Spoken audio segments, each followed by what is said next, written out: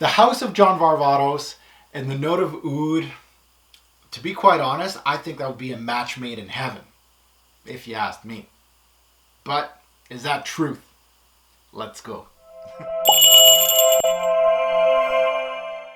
Hey YouTube fragrance family, welcome to another fragrance review on the Robes08 channel. Today is on the House of John Varvatos and his fragrance called Oud. Let's take a look at this presentation. Now looking at this presentation, it looks sexy as hell on camera right now, but I'm going to tell you some downgrades on it. First of all, the box, very solid, a beautiful huge box. It says John Varvatos Oud. Beautiful gold lettering here. It says Eau de Parfum Spray, 4.2 fluid ounce. You even have the Fleur du Lys right here at the top. Really beautiful presentation. You have all your bunch of information right here. And it opens up like an amouage box, so really beautiful presentation. It's even got something in here to hold the bottle, and also a little place here for the bottle to sit in. So actually beautiful presentation. You got to give them that for this one. Now looking at the bottle, it is actually one of the most beautiful bottles that I've seen from far. Now it's far from good once you start getting a little closer and start touching this thing. This is all plastic right here, all of it. It actually is supposed to resemble, from a John Varvatos presser for this fragrance, this bottle is supposed to represent a microphone. It actually kind of looks like, obviously the bottle shape's a little different than what a mic would look like, but either way it does have that look to it. Unfortunately, this plastic really lost me here when I touched it. I was like, what's going on? The most beautiful part of it is actually the detail on the cap. The cap's beautiful. It says John Varvatos Oud here. The Fleur du Lys cap is absolutely gorgeous. I love it. It has some detail on the bottom as usual. And the atomizer's actually kind of decent on this one. Let's take a look. Yeah, pretty good. It really does spit out pretty good juice.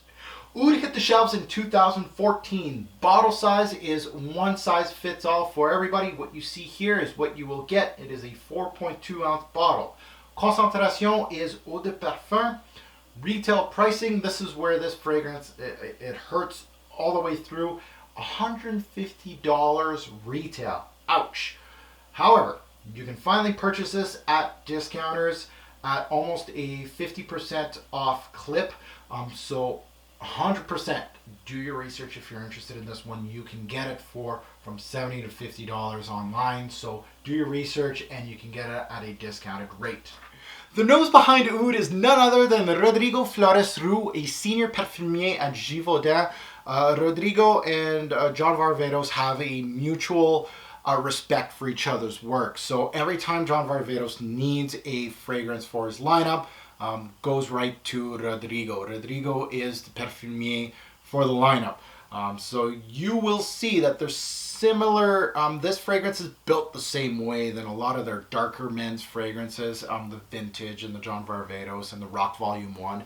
It really is built the same way because Rodrigo knows what John Varvatos likes. So really this one won't stray away from that original DNA. And the Rodrigo, as far as the lineup goes, you'll see the usual culprit is longevity and projection that people don't like. The smell of the fragrances are simply outstanding, especially the darker stuff. I'm a huge fan. I personally love Vintage and John Varvatos and Rock Volume 1. Most of the summer-based ones, the Artisan lineup, I'm not a fan of. But Rodrigo, really outstanding perfumier, great nose. So when I see that he's tagged on a fragrance, I do tend to notice. Notes in this fragrance, as all Varvatos darker fragrances, most Varvatos fragrances, it has a huge lineup of notes. Usually sometimes there's notes that are strange and out of nowhere that I never ever smelt anywhere else. So let's take a look at the note breakdown. Complex, yes. Let's take a look at it. The introduction, the start of this fragrance, the top, we got tobacco, cypress, clary sage, and juniper berries. So a lot of darker notes in this introduction, especially tobacco and cypress. The sage, obviously, and juniper berries is going to be interesting. And juniper berries does play a part in this fragrance, which I absolutely like. In the mid, we got saffron, cinnamon, pepper, cardamom, and clove. We got osmanthus, rose, and jasmine. So pretty much a whole bunch of spices and some florals. And in the base, we got your darker notes, your oud, cedar, labdanum, myrrh, papanax, which is incense, leather, and amber. So a huge note breakdown. Major notes to this nose, we got rose, incense is huge, tobacco, and saffron. Those are the major players in oud. Group this in Oriental Woody Fragrance. How many sprays and where? Let's take a look at my application. My application of oud is actually pretty straightforward. I'm going to do the one on the chest, bare chested as usual, and then I'm going to do two on the neck, each side here, one here, and then two on the arms. I'm wearing a t-shirt, so I'm going to go right up here, and there you go. That's all I need. More didn't give me more, sadly. Less really isn't a good idea. I felt like this was the best application. 5 sprays, I'm good to go, and it gives me exactly what I want on a daily basis. Now, off camera, I just sprayed my hand, and just to remind me of this introduction, I know I'm wearing it now, but I love just reintroducing myself to the introduction. And the introduction of all darker Varvatos fragrances in the men's game, you know, vintage, John Varvatos, and Rock Volume 1, most notably. It just brings a smile to my face. Why? It just comes out the gate swinging. There's no surrender here. It's swinging for the fences. It's giving you everything it's got, and I mean it's giving you everything. The note breakdown on some of these fragrances is nuts, and the introduction is nuts. Like trying to be a reviewer of these kind of fragrances is actually, I gotta put in some work. I mean, really shows Rodrigo's and John's vision for his line. Off the bat, oud really shows complexity. It shows a depth that is almost unmatched in the designer game. And I'll be quite honest, a lot of designer fragrances do not show the complexity and depth that Rodrigo's Varvatos lineup, darker lineup, shows. Now, the top of this scent, you want to know, do I smell oud? No.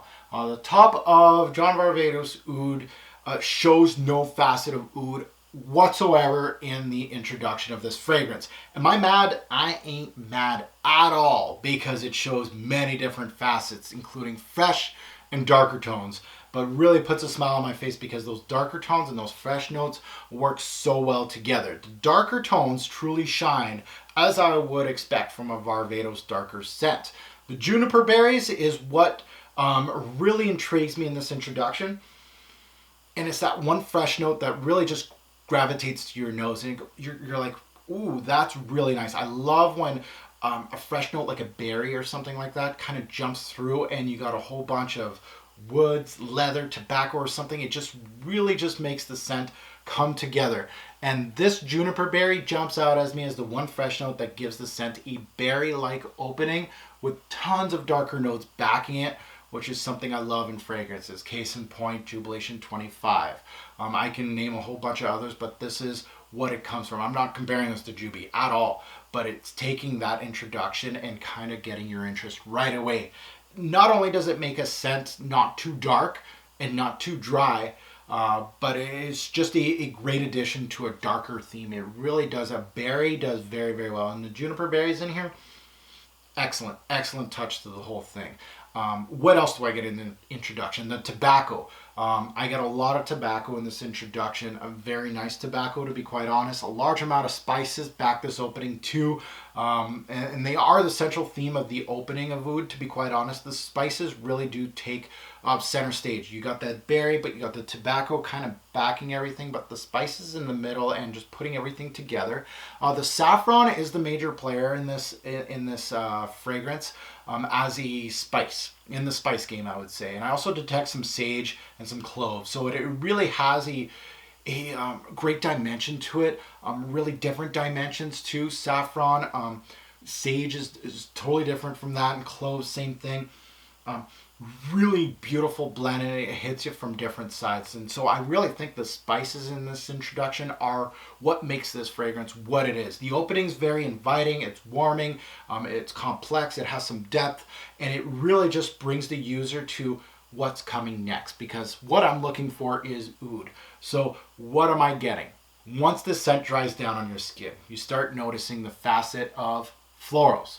The florals actually kind of, they replace the juniper berries. The juniper berries don't last long. It's beautiful, but It's not going to last long on your skin. And the florals kind of switch it up. They come out, the berries, and you got some florals, and it continues that odd of that freshness that you actually need to not make this fragrance not too dark, and not too dry. Florals really do a great job in here.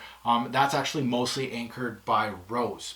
So as you may know, many oud-based scents for Western noses are anchored by saffron and rose. So I've just named two major players in this fragrance. And yes, it utilizes those familiar notes like saffron and rose to go with oud. And that's not a bad thing. And the thing is there's so much going on in this fragrance that you almost forget that it feels familiar, because it does. And it works really, really well together. And this is actually no exception to the fragrance. Now the oud, yes, there's oud in John Varvatos oud. Yes, it's more into the dry down. The oud comes in. The oud peaks in this dry down. It really had no effect in the introduction. I almost felt like there was no oud in this fragrance and almost gave up on it. But in the dry down, it does peak. Unfortunately, it is very tame.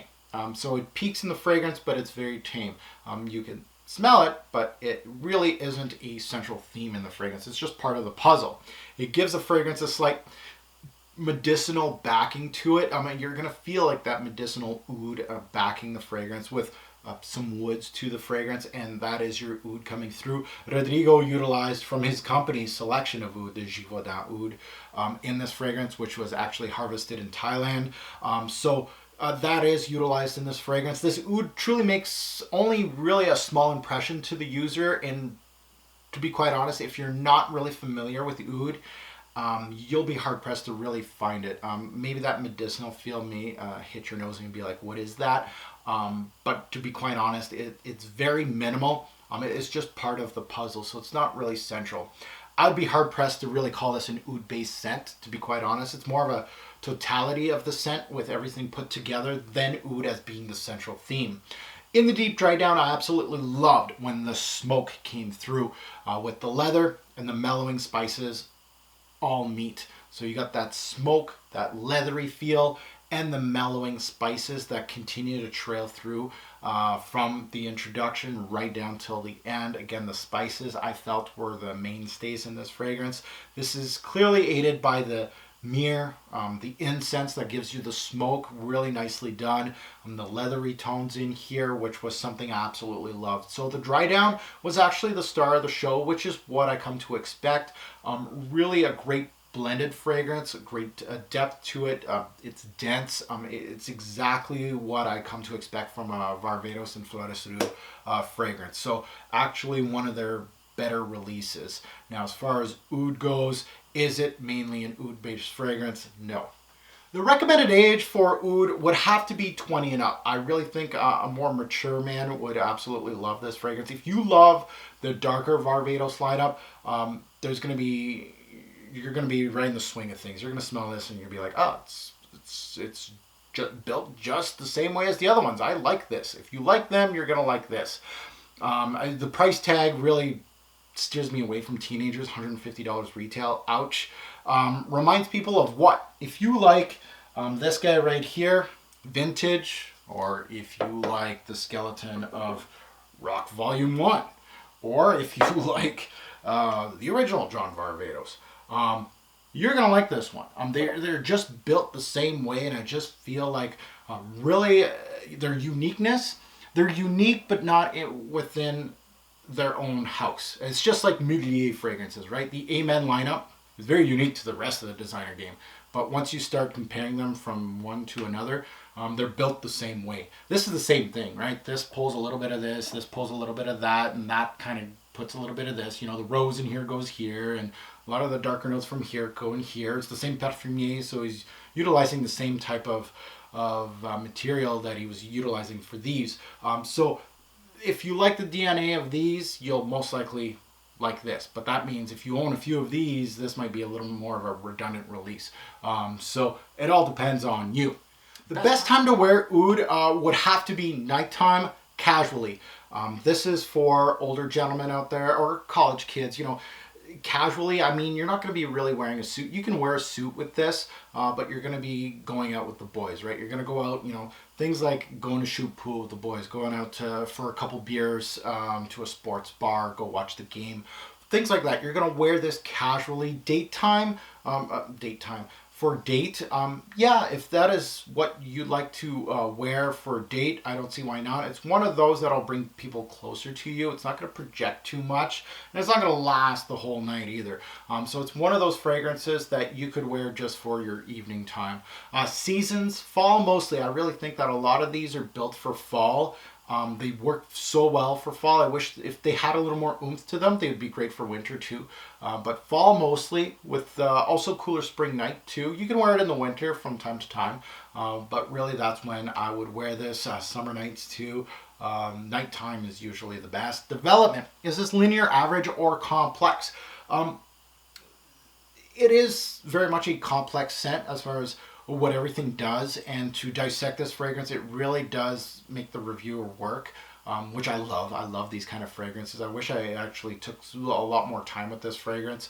However, as far as the development goes, going from point A to point Z at the end, there wasn't much movement. It really just, it was so well blended that it was just, there's movement from the pieces here and there, but it really did not move much. So I'm going to go to a high average, not to a complex scent, but high average to almost a complex scent. Work appropriate, I would not recommend. Again, it's more of a nighttime scent than a daily wear scent, so no. You can pull it off in work setting. 2 sprays, you're good to go. No one's really going to go like this. But again, I don't really think it's work appropriate. Signature scent worthy? No, not exactly. I think it would be more of a evening wear scent, something that's more of a special time scent than anything. So not signature scent worthy. No. So now let's go to the rating system. Let's take a look at projection, longevity. As you can see, very poor scores here, as you come to expect from the house. Projection, 4 bottles out of 10. Disappointing. It is moderate for the first 2 hours, then it really goes into more of a skin scent, so people do have to come closer to you. It really doesn't project that much. Longevity, same thing. I felt it was actually pretty poor, and Varvatos fragrances, sometimes some of them actually really surprised me. It's advertised as shitty longevity and projection, but they actually do a little bit better on me. But it's going to get 4 bottles out of 10. It only really gave me 3 to 6 hours, which is actually perfect for an evening out. If you're just going out to play pool for 3 to 4 hours, or you're going out for beers with the boys, this is exactly what you're going to be wearing. You're not going to wear something that's going to push 8 to 10 hours. You don't need that unless you're staying out longer and you met a female friend or something. That goes to compliment factor, female friend factor, right? This is getting 3 bottles out of 10. Again, a very low score. It was very minor during my wearings as a compliment factor. Really is one of those that was fairly weak, unfortunately, for the compliment factor. So then, as you can see now, it's starting to get some fairly bad scores in the start of this rating system. Uniqueness, a little better score here, 6 bottles out of 10. I love the complexity, as I always do with Varvatos in the Varvatos lineup, so I gotta give it that 6 bottles out of 10. Unfortunately, from the rest of the brand, their darker fragrances, it pulls a lot from them. So when you start comparing these together, it begs to differ how unique they really are. Pricing versus what you get. This is a crappy score, 2 bottles out of 10. This is probably the worst portion of the whole fragrance, is the price, the retail price of this. At retail, 100%, read my lips, it is not worth it. And that is the reason why there's, no reviews on this. I know there's a review, but it's not English on this fragrance on YouTube. That's the reason why people aren't buying this stuff. It should be priced like the rest of the Varvatos lineup. It really doesn't give me anything more than what these other fragrances are giving me. So pricing's a no-go at 2. Versatility, again, a average score, 5 bottles out of 10. Not bold enough for the cooler season like our Canadian winters. It's one of those fragrances that's built for winter as far as the scent goes. However, it just doesn't have that much push to really make these Canadian winters. So it's more of a fall fragrance. So it has to go in the lighter climates. That goes to smell, and this is what the great thing about this fragrance. There's so many drawbacks, but there is some good things, and the one thing is smell. It smells great. It's a solid designer scent. Loses points on the oud in my opinion because it really isn't a in your nose kind of oud, and there's so many more better oud-based fragrances in the designer game, which I'm going to name later, but this one loses points on that, and that goes to an overall score, and it's an actually a high score for what you're getting as far as my whole rating system goes, and the only reason why is because of the complexity of this fragrance, the depth, the density of it, the use of the notes, and it really just comes down to the actual smell of the fragrance is absolutely great. The only thing that's a downfall is everything else. So that goes to an overall score of 7 bottles out of 10. And this goes to Bychar Pass. John Varvatos Oud is on the cusp of being a pass, but I gave it a try, and that is only for what I found it for, around $70 and under. If you really like the Varvatos DNA, this may be one of the better ones as far as the smell goes, the complexity and the depth, and that's the strong point as far as the whole lineup goes. I really am a huge fan of the vintage, to be quite honest. This is not even vintage. All the bottles look alike, sorry. The vintage, this one. So I think it's a try for that price. But if you're considering retail, if you really want an oud-based fragrance, you're looking at 150 bucks, you're looking for oud, this is a no-go, to be quite honest. It's more of a pass to everybody, but for anybody that really is into the Varvatos lineup and you're looking for something that is dark, complex, and all that, I think is one of the better releases. So overall, as a oud-based scent, this fragrance fails miserably. It does. This has the typical Varvatos darker scent lineage of being complex, keeps the user entertained, however has really poor longevity and projection for such a dark scent. Overall, it's a soft westernized oud.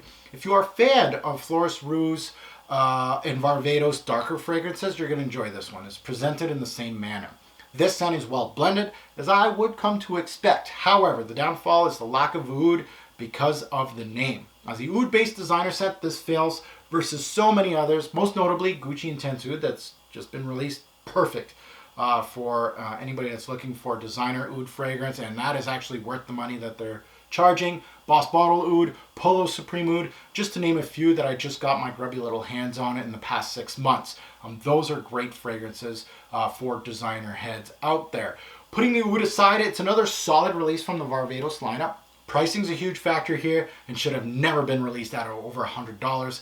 Clearly skippable as a frag head looking for oud in the designer game. Yeah, 100% skippable, and can be skippable for fans of Varvatos darker scents, since they're all pretty much built on the same platform of complexity with subpar longevity and projection. So a very solid release from the Varvatos.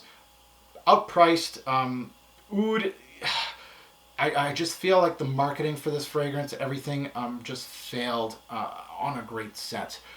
So really just a solid release that has quite a bit of downfalls, unfortunately. So thank you for watching YouTube. Hopefully you enjoyed my review on Oud by John Varvatos. Have a good night. If you are looking for oud at a discounted price, this video is actually sponsored by FragranceX.com. This bottle actually came from them.